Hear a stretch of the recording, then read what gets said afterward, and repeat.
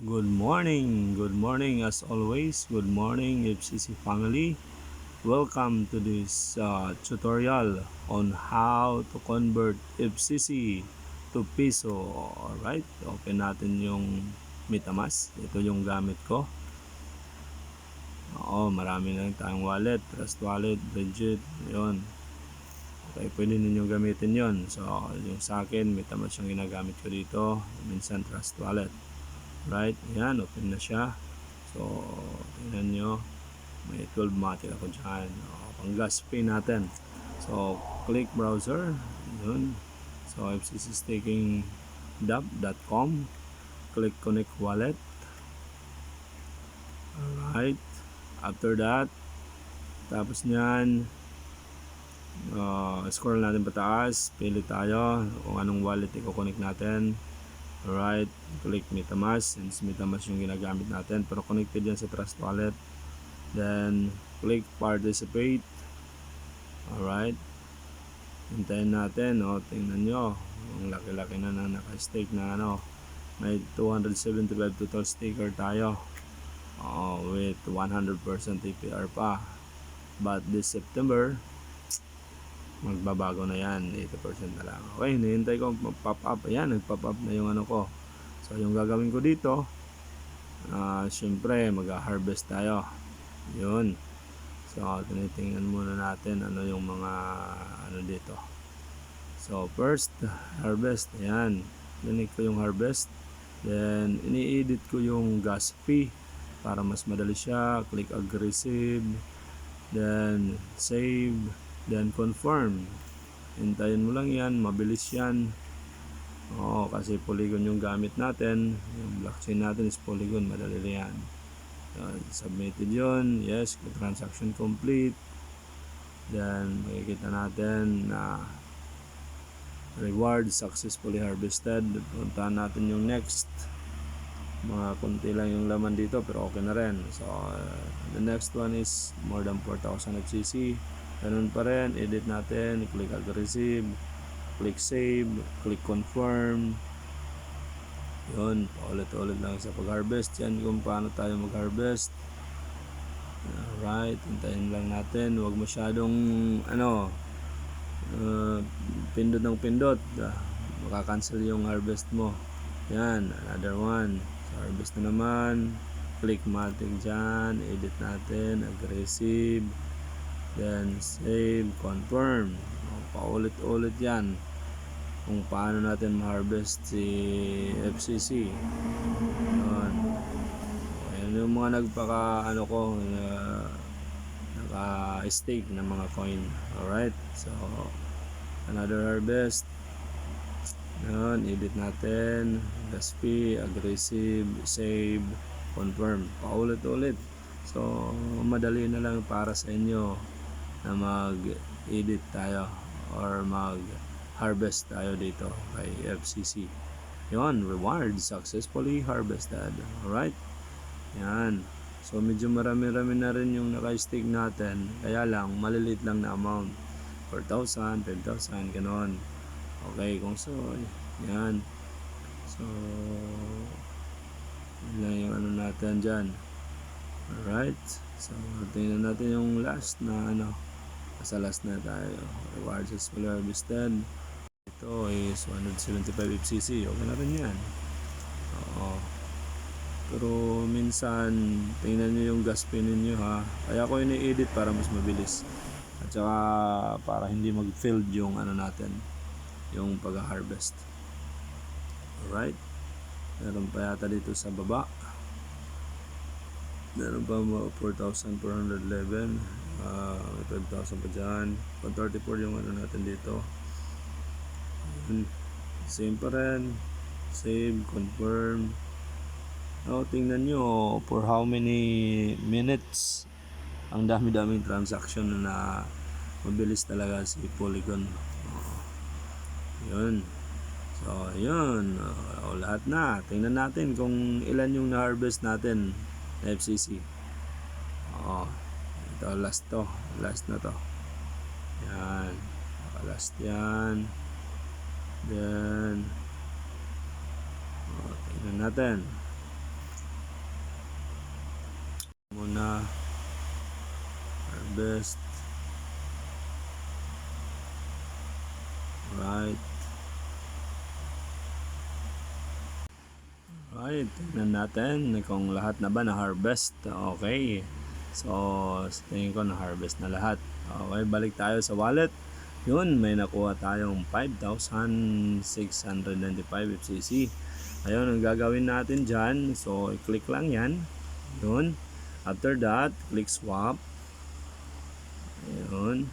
Makikita nyo, may swap, receives and click swap. Then, use max. Then, select token tayo.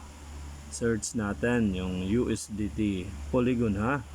Kung anong network natin, doon natin isi-send. Huwag natin i-send kung saan-saan lang. Alright. Yun. So, from FCC to USDT. Okay, yung quotation, andyan, makikita. Okay. Mayroon tayong makukuhang 18.82.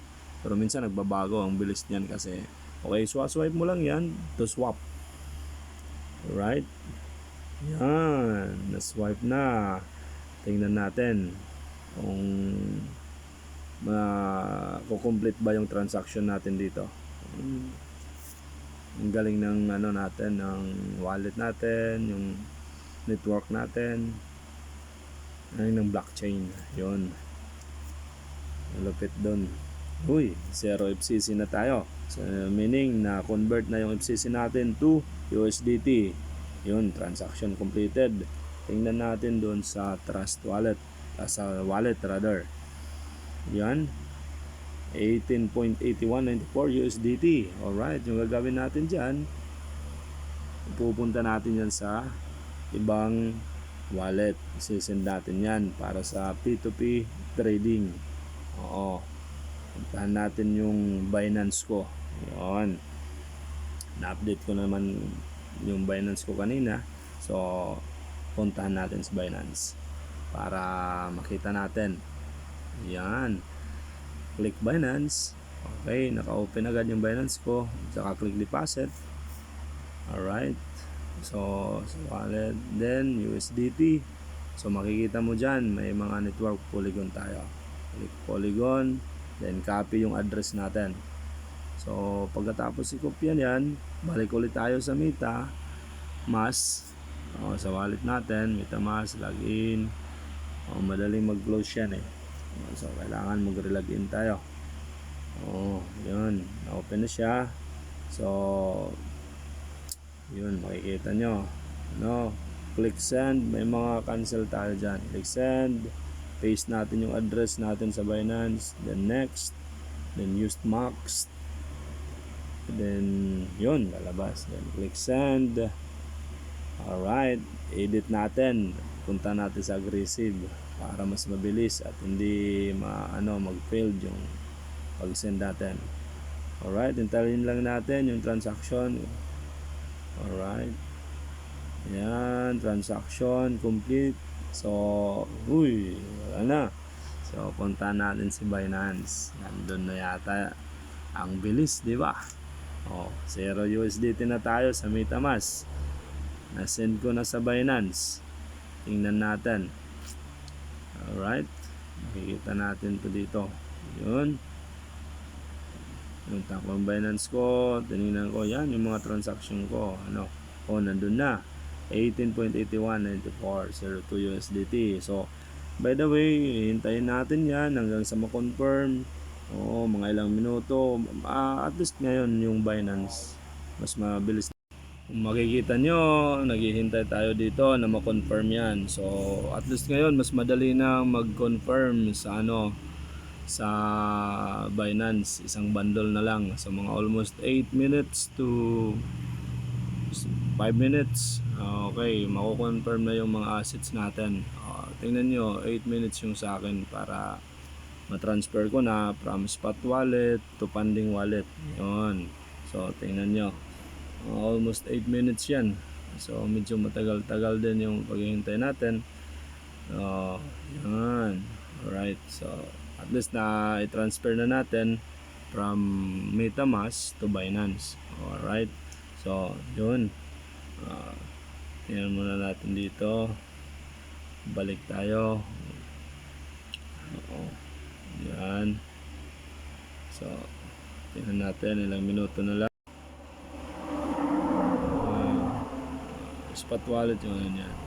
So, confirm yan. For how many minutes? Nung una, mga ilang confirmation yon, mag 300 confirmation muna. Pagkatapos ng isang bandol, may pangalawang bandol hanggang tatlong bandol, umaabot siya ng ilang confirmation.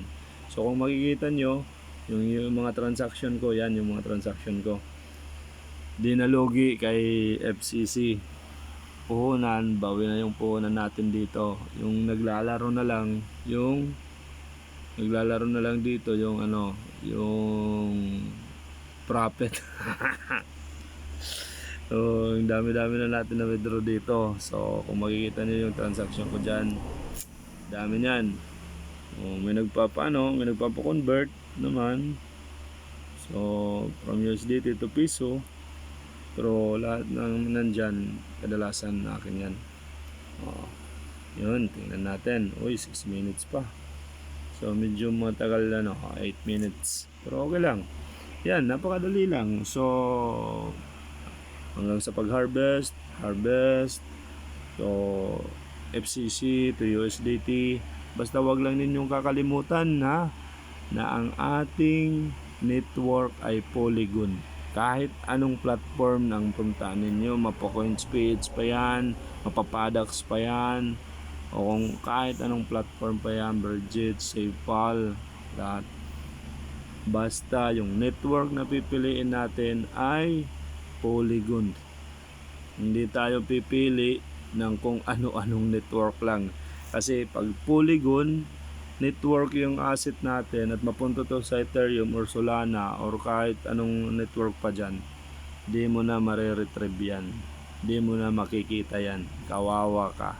Iiyak ka na lang. Yeah, yan yung mga experience natin nung una. Oo.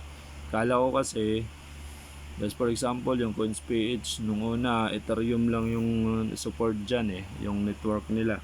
So, syempre, Polygon tayo. Mga ano lang naman, mga 2,500 mahigit yun, 2.5. Nakikita ko pa yung USDT ko, pero yung network hindi na yung network niya hindi na Polygon, nasa Ethereum.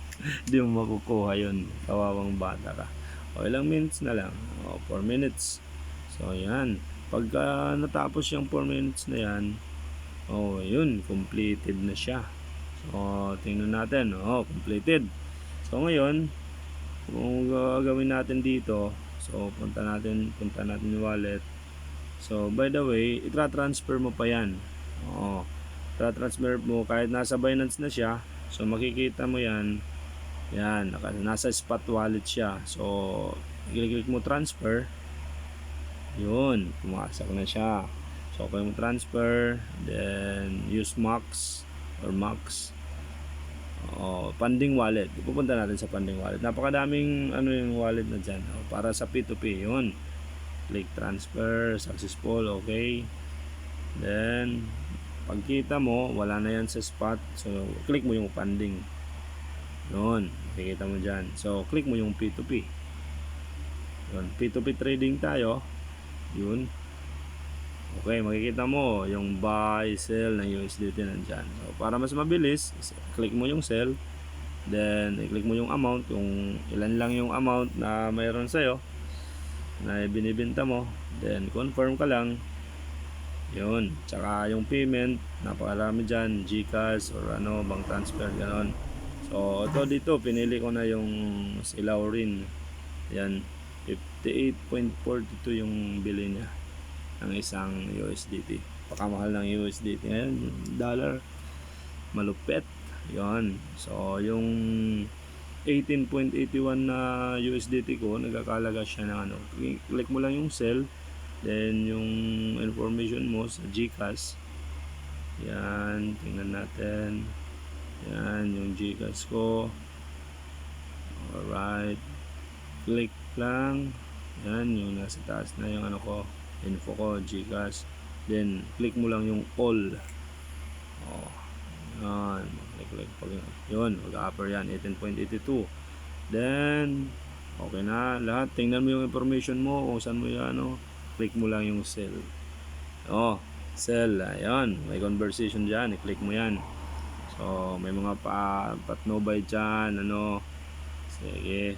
Tapos, na-reply ko yan. Sinachat ko yan para ayos yung conversation namin, yung ano, transaction.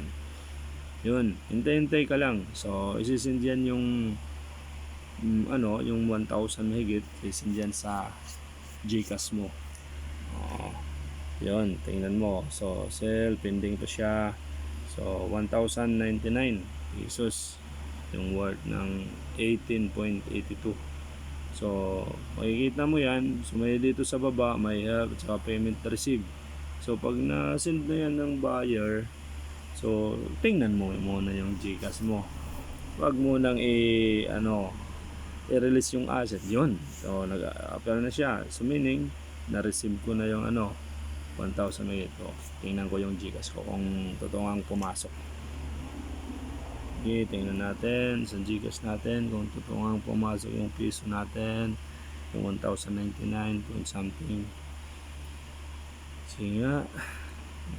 Open natin sa GCash. Alright. Uy, andito na. Tingnan natin transaction. Yan, 1,099. Okay, galing kay Lauren yan. So, balikan natin. Binance, then click payment received. I have verified that the payment one. Okay, yes, received. Confirm release. Then, after that, after na confirm mo, so, okay, passkey lang yung gamit ko dito for fingerprint. Yan, successful. Napakadali. Okay, napakadaling gawing pera sa FGC. Turn into peso. Yan, successful na siya. So, pwede ka mag-order again kung mayroon ka pang asset. Yun. Diba? Ang dali. From FCC to USDT to peso. Yun. Wala na. Nasa GCash na. Alright. Bye.